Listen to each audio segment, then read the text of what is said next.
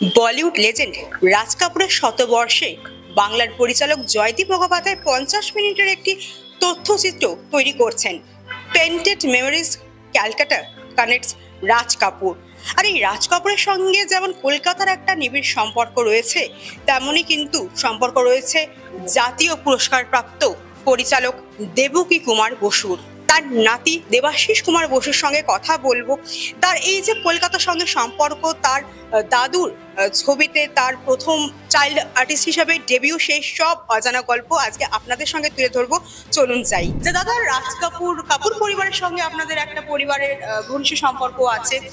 তার বাবা পৃথ্বীরাজ কাপুর, রাজ কাপুর এই ঘরেই তারা আসতেন, বিচরণ করতেন। এই ব্যাপারে যদি বলেন যে কেমন ছিল দিনগুলো, মেমোরিজ। প্রথমেই বলি কি, যে ঘরটাতে বসে আপনি আজকে ইন্টারভিউ নিচ্ছেন, সত্যি একটা ঐতিহাসিক ঘর। এই ঘরে প্রচুর সিনেমা জগতে স্রষ্টারা, স্টলওয়ার্ডরা এই ঘরে আসতেন। পৃথ্বীরাজ কাপুর মানে রাজ কাপুরের যিনি বাবা, তিনি ছিলেন আমার দাদু দেবকী কুমার বসুর খুব ভালো বন্ধু। যখন ওনারা ছবিটা করছিলেন, সীতা ছবিটা, যেটা জানেন ভারতবর্ষের প্রথম আন্তর্জাতিক পুরস্কার এনে দিয়েছিল ভারতবর্ষকে, সীতা ছবিটা। তাই সীতা ছবিতে অভিনয় করেছিলেন পৃথ্বীরাজ কাপুর আর দুর্গা খোটে, ডিরেক্টেড বাই দেবকী কুমার বোস। ছবিটি ভেনিস ফিল্ম ফেস্টিভ্যালে বেস্ট ইন্টারন্যাশনাল অ্যাওয়ার্ড পেয়েছিল ইন্ডিয়ার তরফ থেকে। তো পৃথ্বীরাজ কাপুর যখন কলকাতায় এসছেন, ছবি করছেন এবং দেবকী বসুর সঙ্গে তার বন্ধুত্ব প্রচুর ভালো জায়গায় রয়েছে, তখন এই বাড়িতে তারা প্রায় এসে থাকতেন। বম্বে থেকে যখন কলকাতায় আসতেন, তখন রাজ কাপুর, পৃথ্বীরাজ কাপুর এবং পরিবার এই বাড়িতে, এই ঘরে কিন্তু বেশ কিছুটা সময় কাটিয়েছে। এবং আমি বলেছি, আগেও বলেছি, যে যখন খাওয়া দাওয়া হতো আমাদের বাড়িতে ডাইনিং টেবিলটা 6 জনের জন্য ছিল, তার বেশি বসতে পারতো না। তো ওরা যখন আসতেন, কাপুর ফ্যামিলি বিরাট বড় ফ্যামিলি, তখন এই সামনে আপনাকে দেখাবো এখন দালান রয়েছে, শ্বেতপাথরের একটা দালান।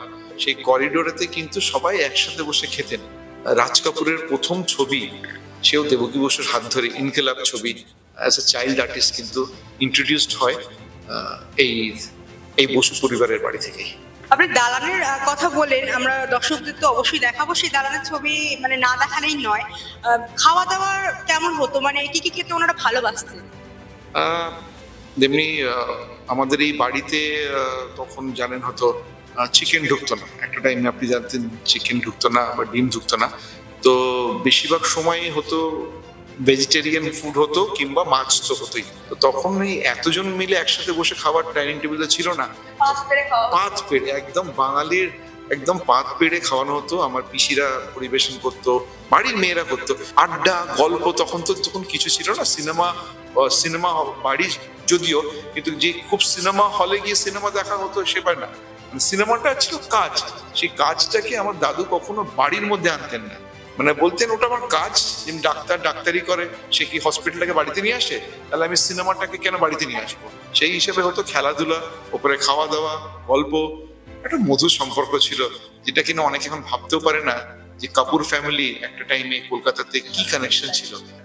কলকাতায় সিনেমায় হাতে খড়ি, ভাবতেও কিরম লাগে না? আজকে কাপুর ফ্যামিলি নিয়ে কি আপনারা যত কথা বলেন, তাদের রুটসটা কিন্তু কলকাতাতে। একটা নাটক হয়েছিল যেটা দেখে রবীন্দ্রনাথও প্রশংসা করেছিলেন, ওই বিষয়ে একটু জানুন।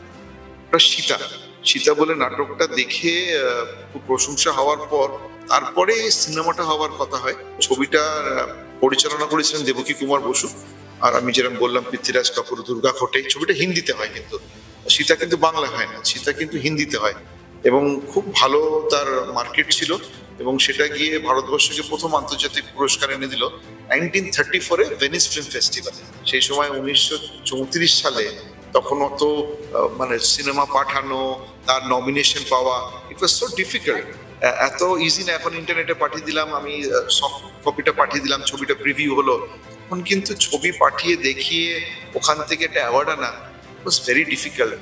তারা ক্রিয়েটাররা সত্যি ক্রিয়েট করেছিলেন বলে কিন্তু আজকে এত বছর পরে আপনি ঘরে এসে ইন্টারভিউ নিচ্ছেন 100 ইয়ার্স অফ রাজ কাপুরের জন্য।